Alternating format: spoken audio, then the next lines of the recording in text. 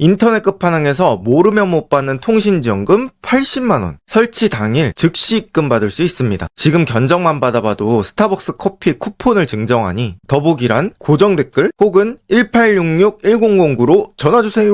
안녕하세요, 축진망입니다. 리버풀이 4경기 4승점, 정말 답답한 페이스를 보여주고 있는데요. FA컵에서 반슬리한테 승리한 거 제외하고는 리그에서는 이렇다 할 모습을 보여주지 못하고 있습니다. 리버풀이 이제 4번 비겼을 때 비겼던 팀이 리즈, 풀럼, 아스날, 벌리였는데 사실 아스날한테는 비길 수 있는데 뭐 나머지 팀들 대부분은 이길 만한 팀들이었고, 특히나 리즈나 번리한테 홈에서 비긴 건 승점 경쟁에서 정말 뼈 아팠고요. 리버풀 현재 문제점이 뭔지, 그리고 보드진의 입장이 어떤 입장인지 한번 추측을 해보는 영상입니다. 그리고 그나마 희망적인 부분들 한번 체크해 보도록 하겠습니다. 인간이 적응의 동물이라고 하잖아요. 그래서 이런 상황이 어떻게 보면 익숙해져 있을 수도 있지만 다시 생각하면 되게 심각한 상황입니다. 어쨌든 리버풀이 지난 시즌 우승했잖아요. 지난 시즌 우승팀이 이렇게 단기간에 약한 느낌이 드는 게 사실 정상적인 일은 아니죠. 어떤 경기력, 경기장 내에서 느껴지는 그런 리버풀의 강함이 너무 빠르게 식어버린 느낌이 있습니다. 그리고 리버풀이 이번 여름에 거의 8천억 정도를 지출했다는 거, 이삭, 비르츠, 에키티케, 프림퐁, 케르케즈 같은 선수들을 대거 영입했다는 상황도 우리가 잊어서는 안 됩니다. 그리고 우리가 시즌 초반에 리버풀한테 느꼈던 그런 위협감? 리버풀이 지난 시즌 우승했는데 멤버까지 이렇게 보강하면 진짜 리버풀 막을 팀이 있으려나?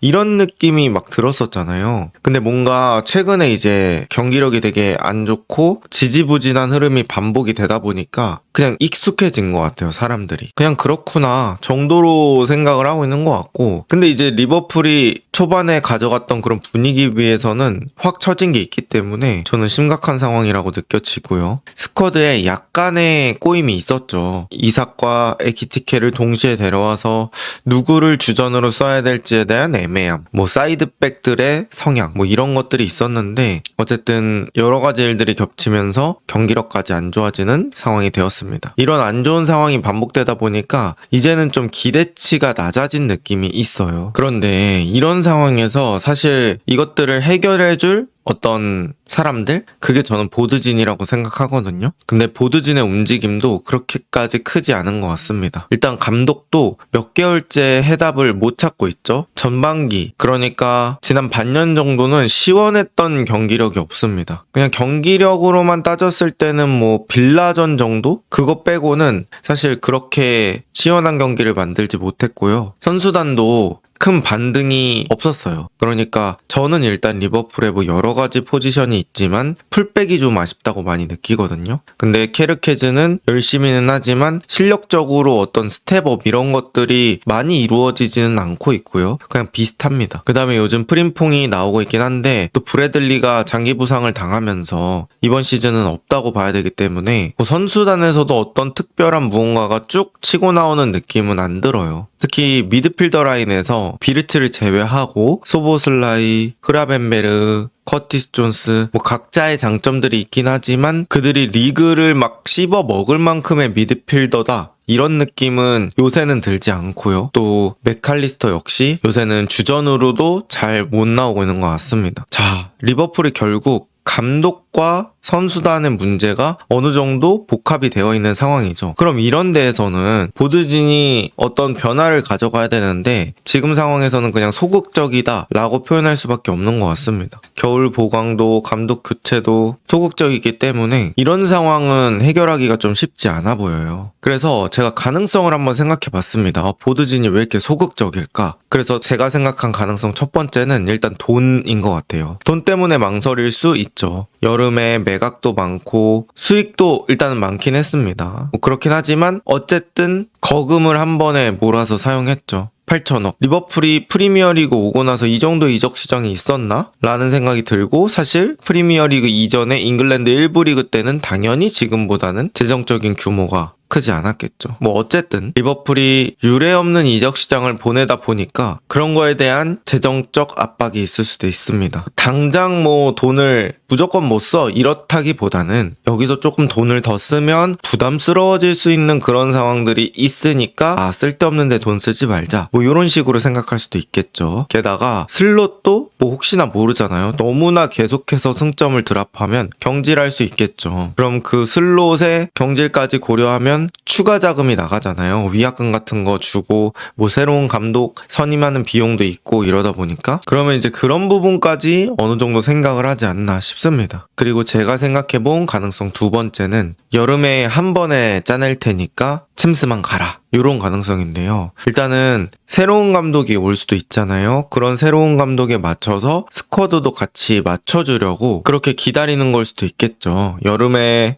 한 번에 큰 움직임을 가져가려고. 만약에 슬롯이 리버풀과 빠이빠이 하게 된다면 새로운 감독에 따라서 선호하는 포메이션 그리고 선수 스타일이 다르니까 그거에 맞춰서 선수단도 같이 정리를 하지 않을까 싶습니다. 근데 뭐 팬들이 얘기하는 건 지금 뭐 전체를 막 다 바꿔라 이런 건 아니잖아요. 그래서 약간의 뭐 어떤 센터백 임대 내지는 사이드백 임대 이런 것들도 없는지 이런 거에 대해서 더 얘기를 하시는 것 같습니다. 어쨌든 보드진 입장에서는 그런 것까지 아껴서 한 번에 여름 노려보자 이런 생각인데 사실 지금 센터백도 간당간당 하거든요. 만약에 반다이크나 코나테 중에 한 명이라도 부상으로 눕는다 이러면 시즌 초비상이기 때문에 그나마 이적 시장이 열렸을 때 뭐라도 좀 해보는 게 낫지 않을까 생각이 들고요. 뭐 현재 가장 매력적인 매물은 알론소 감독입니다. 알론소 감독이 리버풀이랑의 어떤 그런 스토리도 있고 선수 출신이기도 하고 그러다 보니까 데려올 수 있을 것 같긴 한데 문제는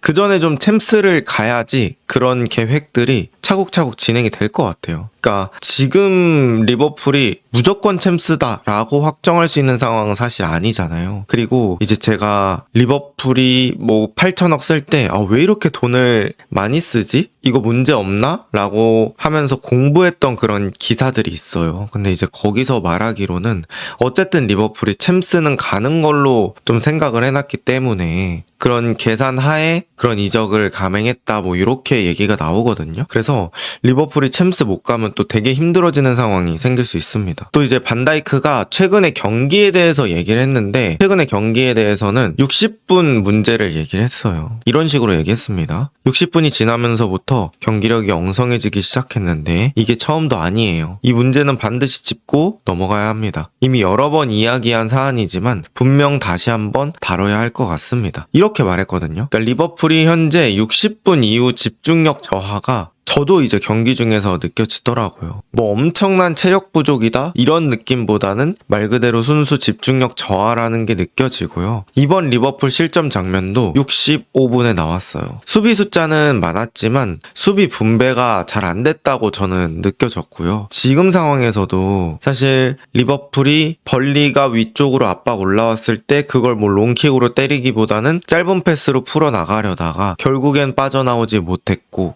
여기서 이제 가운데에서 패스가 들어가는데 이 에드워즈 선수가 움직일 때 보면은 프림퐁은 선수가 없는데 빠르게 좁혀서지 못했습니다. 그러면서 커티스 존스가 에드워즈와 앤서니 두 명을 막아야 하는 상황이 됐고 존스는 앤서니를 선택합니다. 그리고 이제 여기서 에드워즈가 코나테와 흐라벤, 커티스 존스 이렇게 세 명 사이에 서서 출발을 하기 시작하는데요. 사실 이때는 코나테가 커버가 들어갔어야 됩니다. 에드워즈 쪽으로 패스가 들어갈 때 반응이 됐어야 되는데 코나테가 이 실점할 때 장면 보시면 에드워즈에 대한 반응이 한 박자 늦어요. 그러니까 최근에 뭐 이번 시즌에 리버풀 팬분들이 괜히 코나테를 뭐라고 하는 게 아니죠. 그러니까 이런 집중력 문제가 있기 때문에 실점이 발생할 수 있는 건데 결국에는 코나테가 늦게 반응했고 에드워즈가 슈팅할 수 있을 만한 그런 여유와 또 각도에 대한 여유가 있었고 결국엔 여기서 실점하게 됩니다. 사실 그 전부터 계속 불안했던 장면이 나오긴 했어요. 카일 워커가 압박해서 공을 케르케즈가 제대로 가져가지 못하면서 뭐 코나테의 자책골이 나올 뻔하기도 했고 세컨볼 싸움에서도 쉽지 않았고 걷어내는 그 순간에서도 스스로 압박당해서 제대로 못 걷어내는 그런 상황도 있었기 때문에 60분 이후 집중력 저하 반다이크가 괜히 얘기한 게 아닌 것 같습니다. 그 다음 리버풀의 요즘 경기 최대 단점이죠. 내려앉은 수비를 잘 깨지 못합니다. 60분 이후에 선수들은 뭔가 생각하는 힘이 줄어든다는 느낌을 많이 받았어요. 그러니까 지금 장면에서도 프림퐁이 2명 끌고 왔죠. 코나테가 여기까지 뛰어가는데 이 코나테가 뛰어갈 때 누가 얘기를 해주냐? 흐라벤베르가 얘기를 해주는 장면이 나옵니다. 그러니까 여기가 비어 있었어요. 근데 지금 사진상에는 코나테가 와 있잖아요. 이 와 있는 이유가 흐라벤베르가 야, 너 지금 절로 가. 이렇게 손으로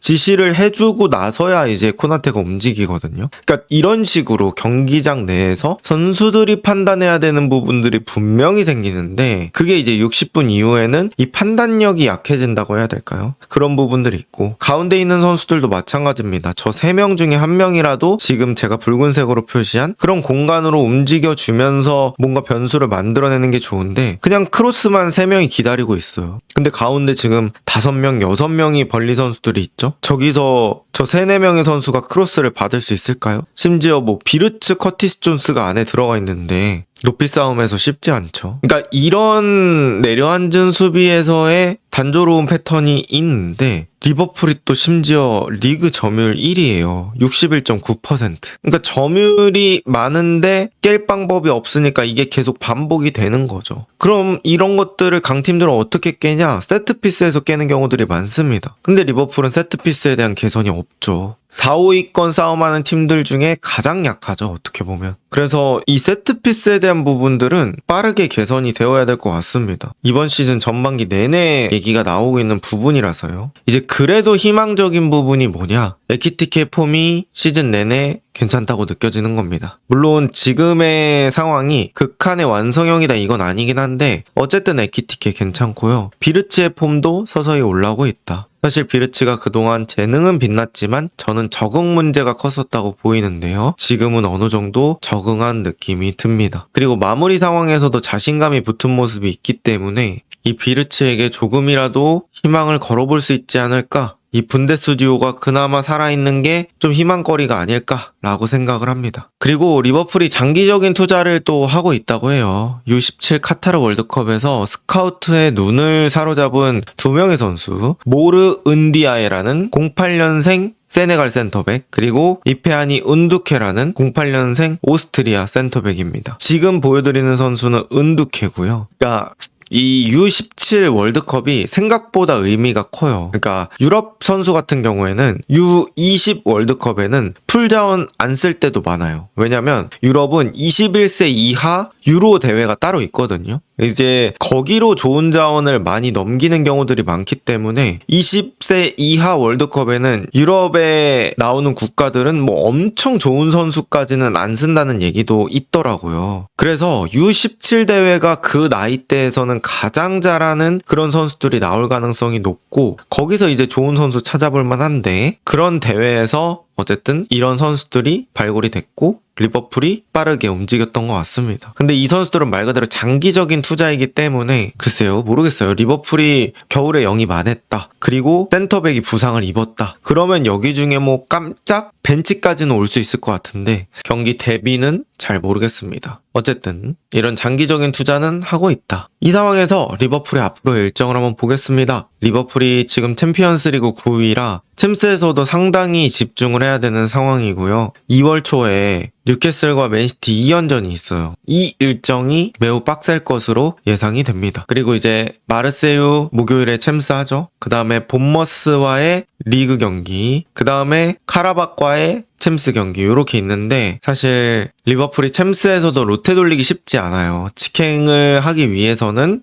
또 승점을 따야 되는 상황이기 때문에 마르세유전 일단 빡빡하게 진행을 해야 되고 또 본머스 로테 돌리기 쉽지 않죠. 리그 4무라 그럼 또 거기에 자원을 쓸 거고 카라박전에서 그나마 숨을 쉴 수 있는데 어쨌든 마지막 경기까지 리버풀은 경쟁해야 되는 지금 순위라 또 거기서도 로테를 돌리기 쉽지 않은데 그리고 이제 뒤에 오는 경기가 뉴캐슬 맨시티 경기예요. 그러니까 좀 타이트하죠. 그래서 요 일정 속에서 리버풀이 또 어떻게 소화하는지가 중요할 것 같습니다. 이제는 좀 쉬운 일정이 지났기 때문에 난이도상으로 다시 올라가고 있는 구간이라 요거를 좀 견뎌낼 수 있을지를 한번 체크해 보도록 하겠습니다. 과연 리버풀의 운명은 어떻게 될까요? 이번 영상은 여기까지입니다. 좋은 하루 보내세요.